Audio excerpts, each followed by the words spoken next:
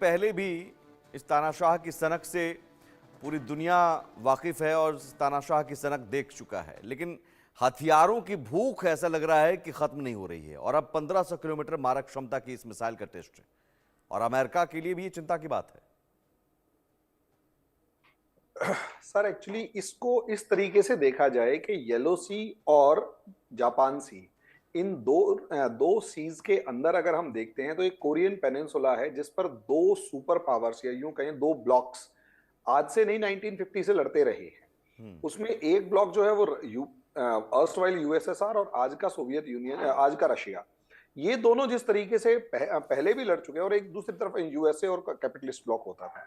Sir आज भी exactly वही सिनेरियो है, वही सिचुएशन है जिसमें एक तरफ रशिया और चाइना यानी कम्युनिस्ट वर्ल्ड खड़ा है जो कि नॉर्थ कोरिया के पीछे है, और दूसरी तरफ जो है वो साउथ कोरिया, जापान, ये दो कंट्रीज हैं और उनके पीछे अमेरिका खड़ा हुआ है।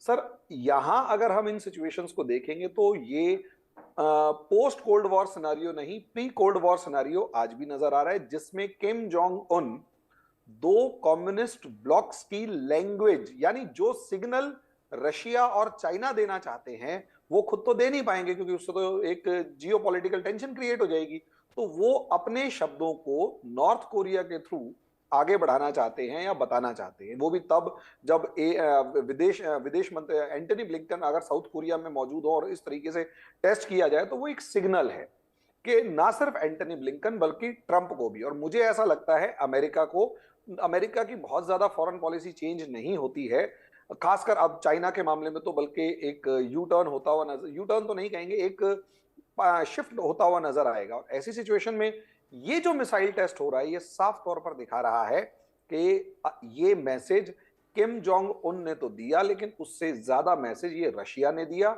रशिया से एक कदम आगे बढ़ के ये मैसेज चाइना ने दिया, क्योंकि ट्रंप के आने का सबसे ज्यादा इंपैक्ट अगर किसी पर पड़ रहा है तो वो चाइना पर पड़ रहा है। सबसे ज्यादा अगर किसी ने प्रेशर फील किया है तो चाइना ने, सबसे ज्यादा प्रिपरेशन अगर की है तो चाइना ने।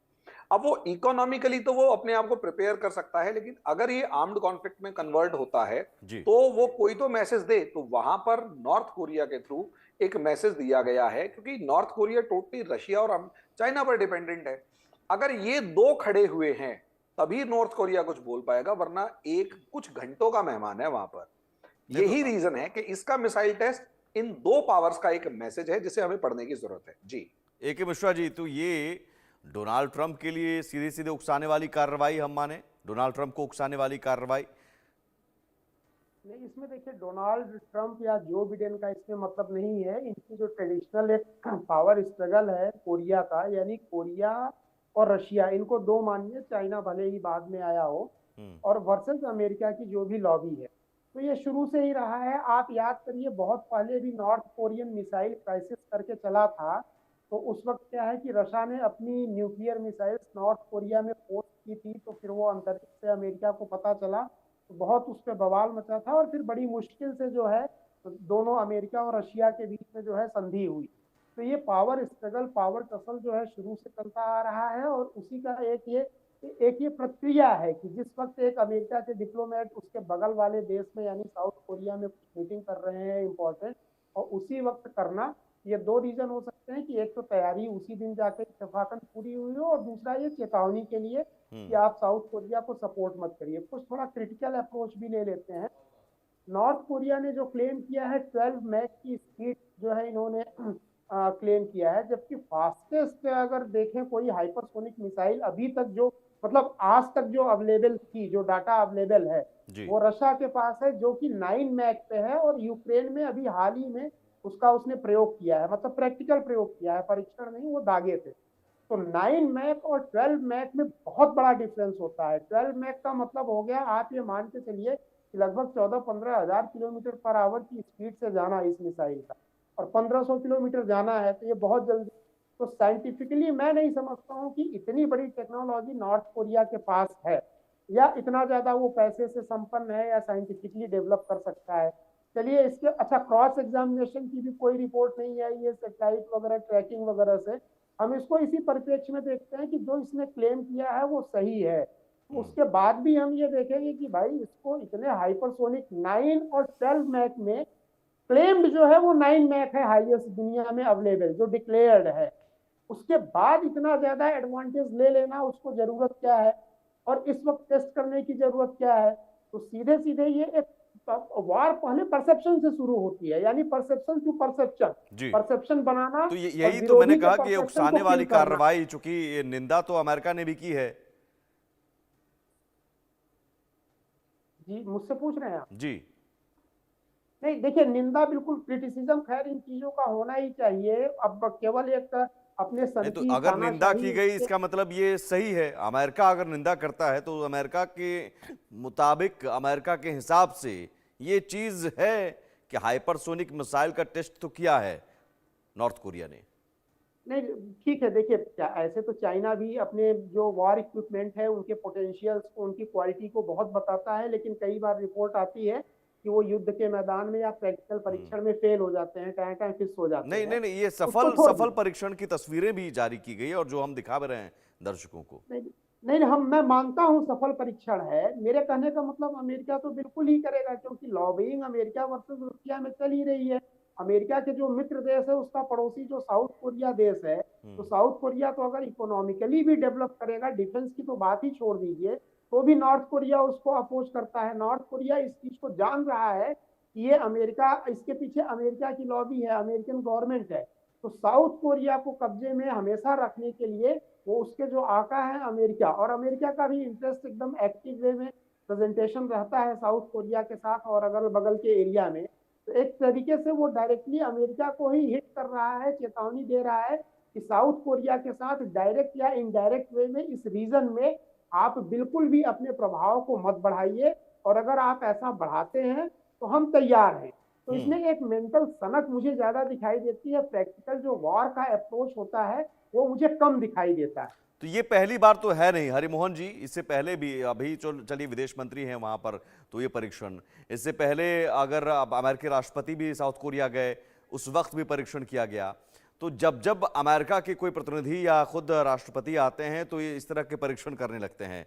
और नॉर्थ कोरिया इस परीक्षण के जरिए अगर नॉर्थ कोरिया मैसेज दे रहा है, तब तो आप कह रहे हैं कि नहीं, नॉर्थ कोरिया नहीं है। लेकिन नॉर्थ कोरिया तो को हम हल्के में तो नहीं ले सकते, परमाणु संपन्न देश है, अब परमाणु हथियार भी अब उसके पास हैं। रूस, उसके जवान गए हैं यूक्रेन से युद्ध लड़ने के लिए, रूस ने अपने जवान मंगवाए हैं, हथियार मंगवाए हैं।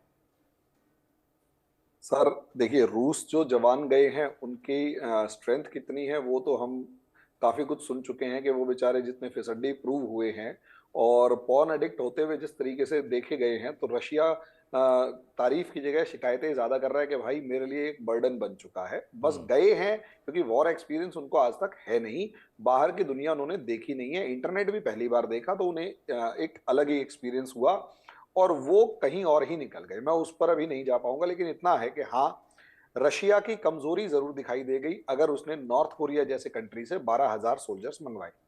लेकिन मेरा असलियत में मेरा अपना मानना यह है कि सर यहाँ पर मैं पिछले बार तो मैंने जैसे बताया था कि रशिया के अंदर रशिया की भाषा और बाद में चाइना की भाषा, इन दोनों की भाषा नॉर्थ कोरिया बोलता है। लेकिन नॉर्थ कोरिया को एक फायदा है जिसका फायदा अमेरिका को भी है, और ये चीज मैं इसमें देख पा रहा हूं कि जैसे जैसे दो न्यूसेंस कंट्रीज है जो पूरी दुनिया में पैसे वाले ब्लॉक्स के पास बैठी हुई है। एक नॉर्थ कोरिया जिसके सामने साउथ कोरिया और जापान है। दुनिया की टॉप 10 इकोनॉमीज में से ये दो इकोनॉमी है। दोनों के पास वेपन इंडस्ट्री नहीं है, दोनों के पास अपने वेपन्स नहीं है और दोनों अपने डिफेंस के लिए अमेरिका के ऊपर डिपेंड करती है जी। तो जैसे सर बता रहे थे कि वेपन इंडस्ट्री की सब चीजें, तो जैसे ही नॉर्थ कोरिया, और मुझे ऐसा लगता है कि अमेरिका जानबूझकर ऐसा कुछ करता है जिससे नॉर्थ कोरिया भड़के, और जैसे ही नॉर्थ कोरिया भड़कता है और कुछ मिसाइल टेस्ट वगैरह करता है, उसका सीधा असर जापान और साउथ कोरिया पर पड़ता है, और जापान और साउथ कोरिया 2-4-10 वेपन के ऑर्डर वैसे ही पकड़ा देते हैं। आप इससे अंदाजा लगाइए कि, और रही बात न्यूक्लियर नेशन की, सर मैं सीरियसली इसलिए नहीं लेता क्योंकि किम जोंग उन भी जानता है कि दिखाने में और मार देने में फर्क होता है। जो डर दिखाते रहने का है वो मारने के बाद खत्म हो जाता है, ये बिटर ट्रुथ है। लेकिन मैं अमेरिका के इसमें विन विन सिचुएशन जरूर कहना चाहूंगा। अमेरिका भी जानता है नॉर्थ कोरिया के नाम पे ना तो चाइना लड़ेगा ना रशिया। नॉर्थ कोरिया भी जानता है वो जितना न्यूसेंस क्रिएट करेगा उससे अमेरिका को कोई फर्क नहीं पड़ने वाला, लेकिन अमेरिका को ये फायदा जरूर होता है इस चीज से कि जितना न्यूसेंस मतलब क्रिएट होता आप ये कह रहे हैं, आप कह रहे हैं और एक मिश्रा जी भी, कि कहीं ना कहीं इस सनकी तानाशाह को, उसकी सनक को और बनाए रखो ताकि हथियार का ऑर्डर मिलते रहे उस इलाके से और हमारा फायदा होते रहे। हथियारों के जो विक्रेता हैं, उनकी जो लॉबी है वो इस सब के पीछे है कि इस एरिया में जितना टेंशन क्रिएट रहेगा, जितनी अस्थिरता रहेगी उतना फायदा है, और सनकी को जितना आगे करके हम इसकी सनक को जितना इस्तेमाल कर सकें, वो तो एक तरह से ये पूरा व्यापार है, ये ट्रेड है एक तरह से, है ना।